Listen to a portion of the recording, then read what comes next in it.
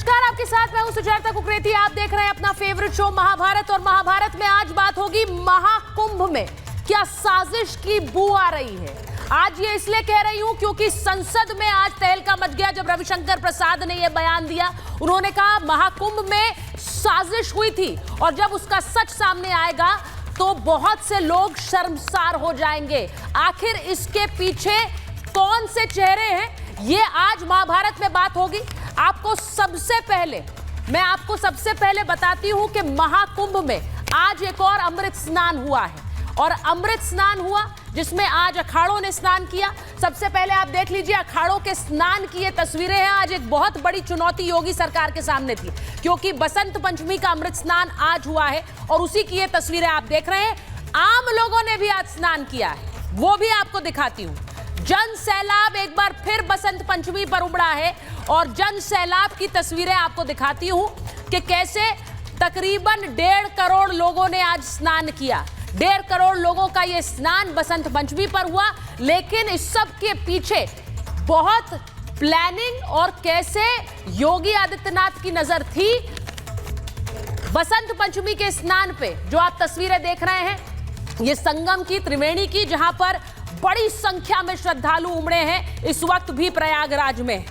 और जब ये श्रद्धालु स्नान कर रहे थे तब योगी आदित्यनाथ क्या कर रहे थे, वो तस्वीरें आपको दिखाती हूं। जब ये स्नान हो रहा था तो योगी आदित्यनाथ सुबह से अपने सीएम आवास पर नजर बनाए हुए थे। देखिए तस्वीरें वो देख रहे थे और उनके साथ डीजीपी प्रशांत कुमार मौजूद थे, संजय प्रसाद गृह सचिव यूपी वो भी उस वक्त मौजूद थे और पैनी नजर योगी आदित्यनाथ बनाए हुए थे सुबह से इन संगम स्नान के लिए आ रहे श्रद्धालुओं पर। तो वो तस्वीर सबसे पहले मैं आपको दिखा रही हूं। ये सीसीटीवी के विजुअल्स हैं जो योगी आदित्यनाथ के सामने हैं और योगी अपने वॉर रूम में ये सब कुछ देख रहे थे। इसी के साथ साथ उनके अधिकारी, ये तस्वीर जरा रखिए स्क्रीन पर, योगी आदित्यनाथ की वॉर रूम की ये तस्वीर है जो आज सुबह आई। और योगी आदित्यनाथ कैसे मॉनिटरिंग कर रहे थे वो तो मैं आपको बता ही रही हूं। उसी के साथ उनके अधिकारी कैसे जगह जगह जाकर अनाउंसमेंट कर रहे थे।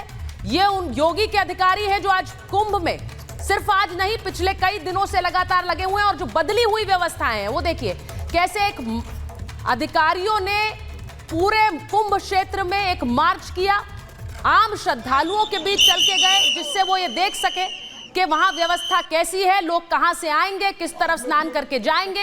ये सारी तस्वीरें आज प्रयागराज में नजर आई, महाकुंभ में नजर आई। तो ये तस्वीरें आज अमृत स्नान की हैं। साजिश की बात जो आज संसद में कही गई मैं उस पर आगे आऊंगी, लेकिन पहले आपको दिखाती हूं कि योगी आदित्यनाथ कैसे सतर्क रहे। योगी आदित्यनाथ ने आज वॉर रूम से अलग अलग सीसीटीवी फुटेज पर नजर बनाई। रात से ही सीएम आवास पर मौजूद थे योगी आदित्यनाथ और तैयारियों पर सीएम ने पैनी नजर रखी।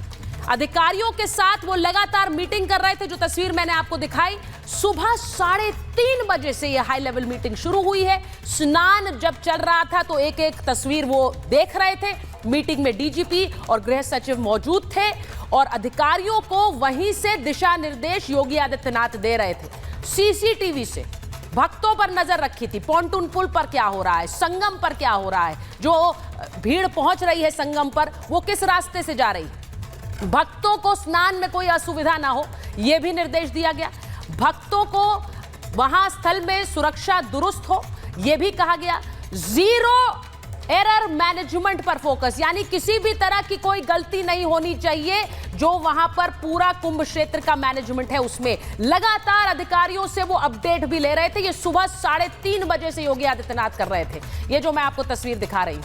और ये संगम नोस पर भी अधिकारी किस तरह से मौजूद रहे ये भी आपको बता रही हूं।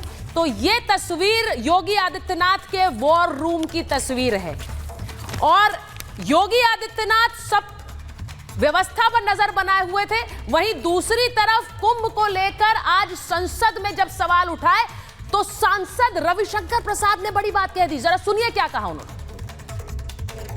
एक हादसा हुआ उसकी भी जांच चल रही है और उस जांच में भी षड्यंत्र की बू आ रही है। जब पूरा जांच सामने आएगी तो वो हादसा किसने करवाया उनको शर्म से झुकना पड़ेगा, ये भी मैं कहना चाहता हूं। उपसभापति जी, मुझे एक बात जरूर कहनी है। ये कुंभ का नाम सुनते और सनातन का नाम सुनते उनको परेशानी क्यों हो जाती है? क्या हो जाता है?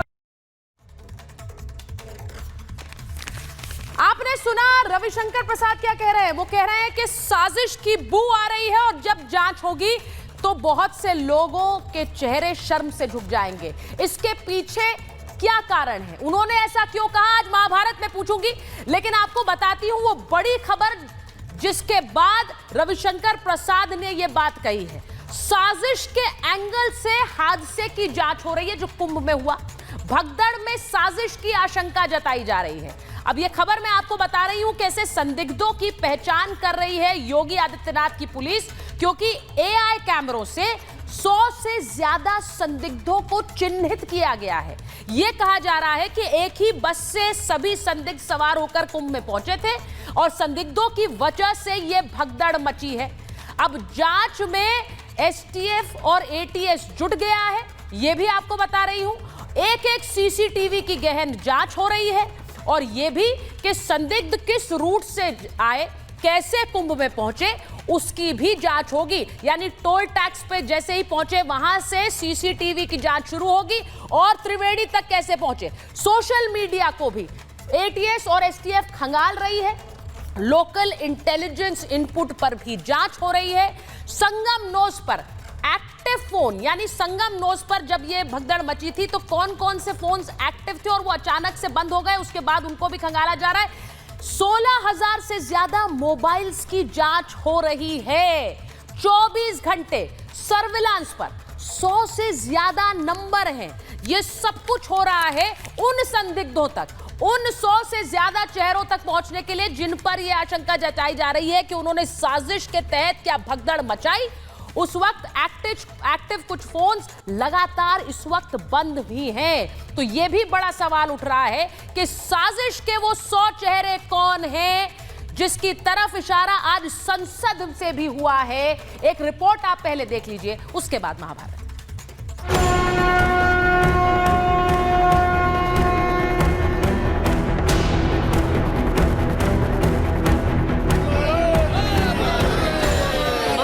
बसंत पंचमी के अमृत स्नान पर करीब 1.25 करोड़ भक्तों ने संगम में डुबकी लगा ली है। त्रिवेणी में अब तक 35 करोड़ से ज्यादा श्रद्धालुओं ने आस्था की डुबकी लगा ली। अमृत स्नान में किसी तरह की कोई गड़बड़ी न हो, इसे सुनिश्चित करने के लिए इस बार सीएम योगी खुद सोमवार सुबह से ही वॉर रूम में डटे रहे। मेला क्षेत्र के चप्पे चप्पे पर नजर बनाए रखी और मेला प्रशासन से पल पल की रिपोर्ट ली। इस बार एडीजी भानु भास्कर ने खुद मेला क्षेत्र में भीड़ नियंत्रण व्यवस्था की कमान अपने हाथों में ली। वो सुबह से क्राउड मैनेजमेंट टीम की निगरानी करते दिखे तो डीआईजी वैभव कृष्ण घोड़े पर सवार होकर मेला क्षेत्र में गश्त करते हुए दिखे। क्राउड मैनेजमेंट काफी अच्छा रहा हम लोगों का। आप देख सकते हैं कहीं पे कोई प्रेशर पॉइंट भीड़ का नहीं बना है। सुचारू रूप से स्नान सारे घाटों पे हो रहा है। तो ये टाइम मैनेजमेंट कैसे फिक्स किया? देखिए, हम लोगों ने अखाड़ों से पहले ही टाई अप किया हुआ है और उन्हें जो उनके स्लॉट्स हैं जिसमें स्नान करना है वो अवगत कराया हुआ है। एक तरफ मेला क्षेत्र की निगरानी खुद सीएम योगी कर रहे थे तो दूसरी तरफ महाकुंभ में हुए हादसे की गूंज आज देश की संसद में सुनाई दी। विपक्षी नेता महाकुंभ हादसे पर चर्चा की मांग करते रहे और जोरदार हंगामा भी किया। इसके बाद राज्यसभा से इस मुद्दे पर वॉकआउट भी कर दिया। इस सब के बीच बीजेपी सांसद रविशंकर प्रसाद ने बड़ा बयान दे दिया। महाकुंभ में हादसे की बू आ रही है। जो लोग एक हादसा हुआ उसकी भी जांच चल रही है और उस जांच में भी षड्यंत्र की बू आ रही है। जब पूरा जांच सामने आएगी तो वो हादसा किसने करवाया उनको शर्म से झुकना पड़ेगा, ये भी मैं कहना चाहता हूँ। जो सोचिए करोड़ों का हिसाब किताब दे रहे हैं, वो वहां पर जिन लोगों की जान गई उनकी गिनती नहीं दे पा रहे हैं, उनके आंकड़े नहीं दे पा रहे हैं। डेड बॉडीज को उठा के पानी में डाल दिया है। पानी में डाल दिया। कंटामिनेटेड नहीं है वो वाटर। इस देश में इस वक्त बहुत बड़ी समस्या है और वो है जो कुंभ मेला में हुआ है। हजारों लोग चले गए हैं। क्या महाकुंभ में वाकई साजिश हुई? इस ओर इशारा तो संत महाकुंभ में पहले भी कर चुके हैं।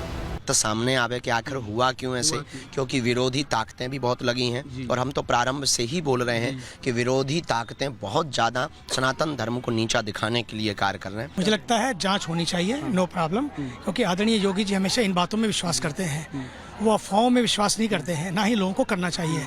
सांच को आँच नहीं है। इतने बड़े पर्व में कुछ लोगों की गलती से ये कार्य हुआ।